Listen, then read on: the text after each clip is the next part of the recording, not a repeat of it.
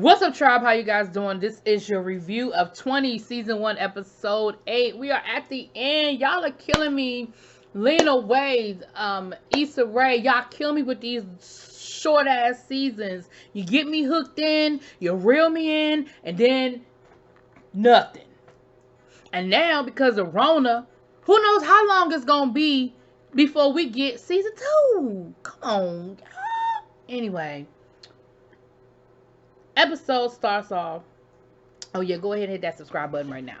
But the episode starts off with Hattie coming to work, doing what she does. She got the dry cleaning, she got the smoothie. She like, look, A, B, and C is going on. There was a package waiting for you. She's, in Ida B's office. And Ida B is, doing this whole seductive thing and talking about, what do you think of me? And Hattie like, what you mean what I think of you? Like, what? Huh? And about halfway through this moment, I realized, okay, this is a dream. This isn't really happening. You got Ida B smoking the vape. She's sitting all on the end of at the end of the desk, being all seductive and really coming on to Hattie. So about halfway through, I'm like, oh, Hattie is dreaming, right? I knew it was a dream. Baby, it wasn't Hattie dreaming. It was Ida Mae. Ida Mae was dreaming about seducing Hattie, and at the end, I think they even ended up kissing at the end of this whole sequence. So I said, oh. Ida Mae thinking about Hattie like Hattie thinking about her. But y'all know that is a recipe for disaster. Hello? Sexual harassment, anybody? Anyone? Me too. Anyone? But okay. So then we see Hattie has finally finished her script. And Maria's reading it, and Maya's reading it, and both of them in the script, it sounds like it's loosely based on Hattie, because it's talking about issues with her coming out and her mother accepting it, but it also speaks to her being in love with one of her good friends. So, of course, Marie thinks it's her, Maya thinks it's her, and it's neither one of them. Actually, it's probably Ida Mae. But, I digress.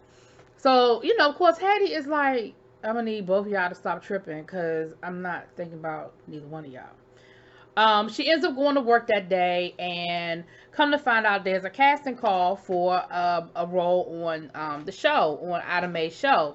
So Hattie hooks her girlfriend up. She hooks her girl up, and she puts Mia in there to get an audition. It's all good. That's her girl.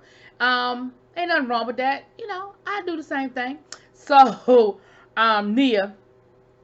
And so, then we get over to Marie's job, and Marie, it's her birthday, and her boss brings her a gift, and it's a very nice gift, and it's a very thoughtful gift. And y'all remember last week how he was kind of flirting with her a little bit, giving her a little something in this little sada.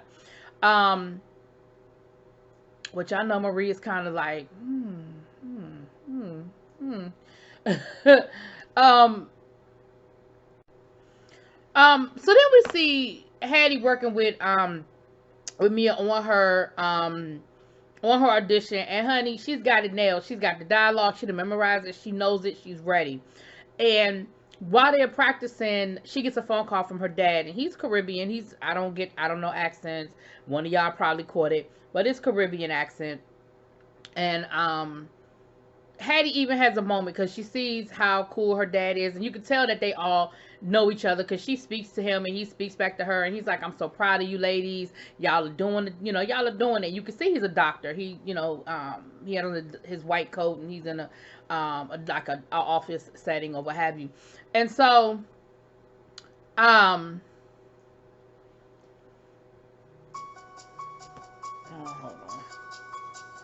And so I lost my train of thought. Anyway, so they added, and Hattie even has like a little moment, a little tear, and they kind of have the conversation about her not having a dad and how her dad really wasn't around, he wasn't shit, whatever. So the next day is the audition, and Nia gets a little flustered because they changed the dialogue up on her. And you know how you memorize something and you're so regimented into that dialogue that when somebody changes it up by one word or two sentences, it throws you off. And I'm sure they did that on purpose because, like I'd have said, well, scripts change all the time. You got to just be ready to roll with the punches. So she did it. She kind of flustered her way through it. But then they said, do you have a monologue? And she said, hey, I got a monologue. I'm ready. And she gives this monologue. But the monologue that she gives is from Ida Mae's book about her giving up her baby. I remember Hattie had read it, and they had a moment they spoke about it. Now, what I'm not clear on is, did Hattie steal the book and let Mia read it, or did she tell Mia Hattie Mae's business and Mia created a dialogue from it? Like, I'm a little confused, but neither here nor there, whether it was a true story, like whether it was actually from Ida Mae's actual novel, or if it just hit too close to home based on the conversation she had with Hattie. Of course, it hit Ida Mae. You could see it all over her face. It definitely affected her. And when Mia got done with her dialogue, she was like, Hattie, let me see you in the hallway. And she's like, what are you doing? Like, how could you betray my trust that way? And Hattie was like, look, I'm sorry, but you just have to know how deep those were. So it must have been her actual dialogue. How great of a writer you are, how deep those words are. And she was like, you betrayed my trust. Pack your shit and go. I don't ever want to hear from you again. And so, of course, Hattie's like, damn it. And just as I'm getting my shit together, I done got fired. But what she does before she leaves is she leaves her script on Ida Mae's desk. She leaves her script there. So she leaves and she goes down to the coffee shop to apologize to the girl at the coffee shop. And she apologizes to her, and, girl kind of lets it be known that she was interested in her, that she's, interested in dating her. And Hattie is like, look, I don't really think that we're compatible, but at the same time, I don't have a whole lot of, queer friends. All of my friends are straight. And so I thought that maybe me and you could be cool, somebody I could hang out with in LA that will understand me, understand what I'm dealing with. Oh, girl was like, look, I'm a lesbian. Hattie was like, I can see that. She said, and I don't limit myself. She said, I like women. I like all kinds of women. Black, white, hard, soft. They get into this whole conversation about whether you're a soft stud or a hard stud. And she was like, look, she was like, you see me here as I present myself at work, but what you don't know is who I really am behind closed doors. Once I go home, I let my hair down, I take my clothes off. You don't know what I like. You don't know who I am. And I think it's messed up that you would limit yourself and limit your possibilities just based on what you perceive me to be. And Hattie was just like, okay, I just came in here to apologize. I didn't really come in here for all of that. And I'm gonna be honest with you, I sort of understand where Hattie is coming from, because gay or straight, you know what you like. You like what you like. You're attracted to what you're attracted to. And yes, sometimes maybe we do pass by a diamond, a diamond in the rough, looking for a clean, shiny diamond from Tiffany's. I get it. But that's what happens to everybody. We all have done it. People have done it to us, perceiving us one way. Oh, I don't like girls with glasses. Oh, I don't like big girls. Or, what I mean? We all do it.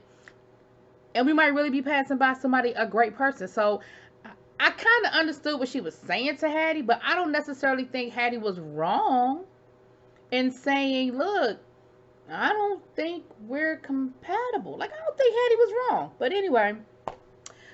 So, girl ended it with, it is what it is, but I got enough friends, thanks, but no thanks.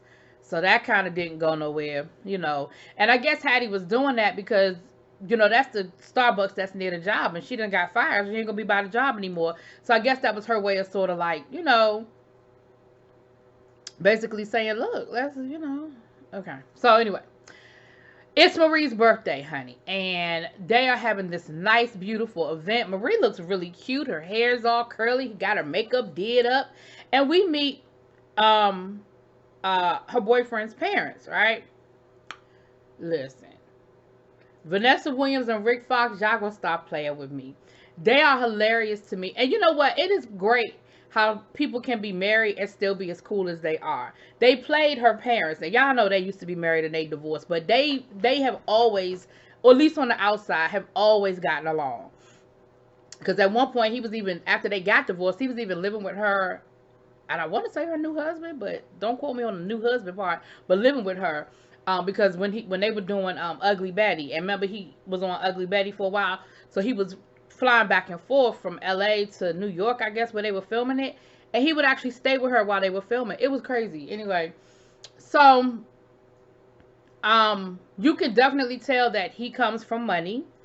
For her birthday, his mother gave her a Chanel bag. So clearly, and you could just tell by the way they carry themselves that they got a little bit of change, little change. Now, while they're there, though, guess who shows up? Marie's mama. And listen, Hattie is hilarious because the faces that Hattie is making throughout this whole dinner is hilarious to me. The minute her mother shows up, Marie is like, who the hell invited her? Why is she here? Now, her mother has an accent as well.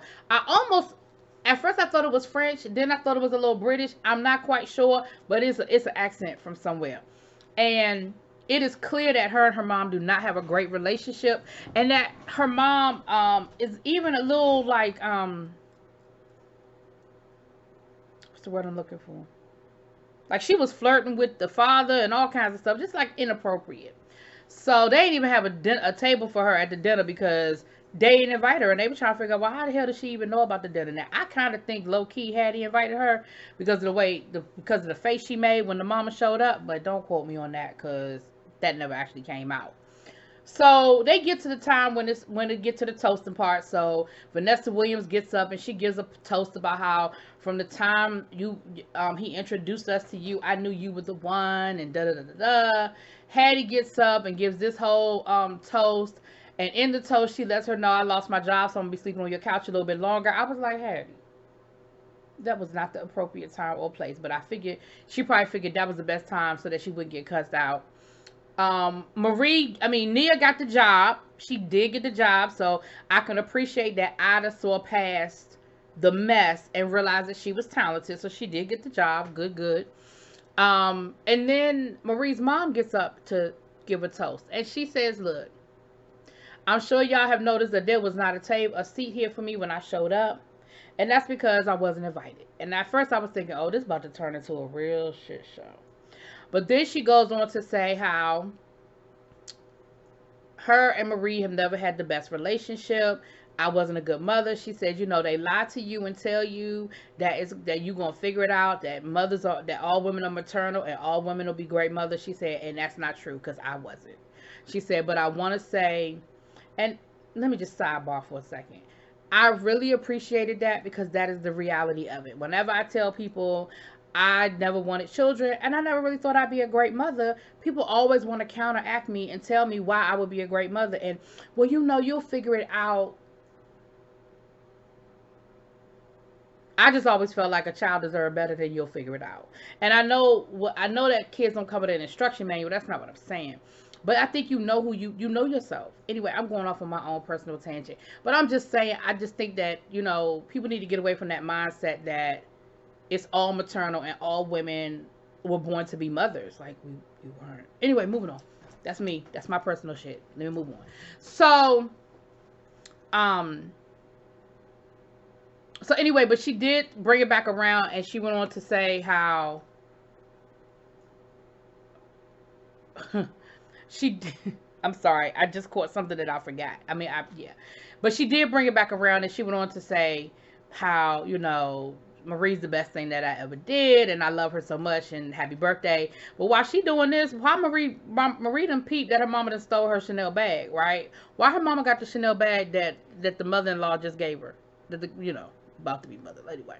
So right after her mother gives a speech, the boyfriend comes in singing John Legend, All of Me Wants All of You, and he sounded pretty damn good. Remember, he sang happy birthday to the other girl before. And he ends up proposing to her with a ring from Tiffany. And she says yes. Now let me tell you something. The cake was like, it was, looked like it was a Tiffany's box. That was her birthday cake. And then the ring, child, it was cute. But y'all know she's been having these, y'all know she has these reservations about whether he's bisexual or not. But she said yes. And when it was time to settle the bill, she was like, oh, my fiance is going to handle it. But then she said, you know what, let me just give you his card. And I knew then when she went in that wallet, I said, she about to see something she don't want to see. I thought she was going to like see a condom or something. I was like, she about to see something she don't want to see. But he still had the business card from the waiter from the party a couple of weeks back that he told her wasn't a big deal or whatever. But he still had old boy's card. So, of course, her mind immediately wandered. So while she's having this moment, Hattie happens to walk up. And Hattie is like, so, you good with all this? And she was like, should not be or something. And Hattie was like, hold up, don't snap at me. I'm only asking the question that you asking yourself. And she was like, she basically, I don't remember all her dialogue, but honey, she snapped at Hattie and she basically, told Hattie, don't come at me. I'm not taking relationship advice from you. You don't know what the hell you're doing. You confused as hell. Like, if you can't be happy for me, it is what it is. So Hattie ends up leaving because it was a little nasty little spat.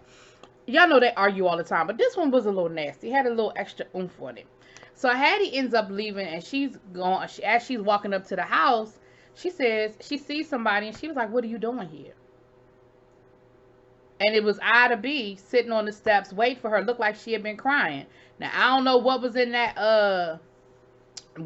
script, other than I'm thinking Ida B must think that she's the person, the friend in the script that Maria and them thought that was them in the beginning, and she ends up walking up to Hetty and kissing her. And honey, that is where the episode ends. And y'all know this is the season finale, so we're not gonna know what's gonna happen when we come back in probably 5 years after Rona and all this other stuff. Now, the only good consolation to this is that Lena is probably writing her ass off right now because she's in the house all day. Although she's busy. She busy. But anyway, let me know what y'all think. Drop it in those comments. Peace.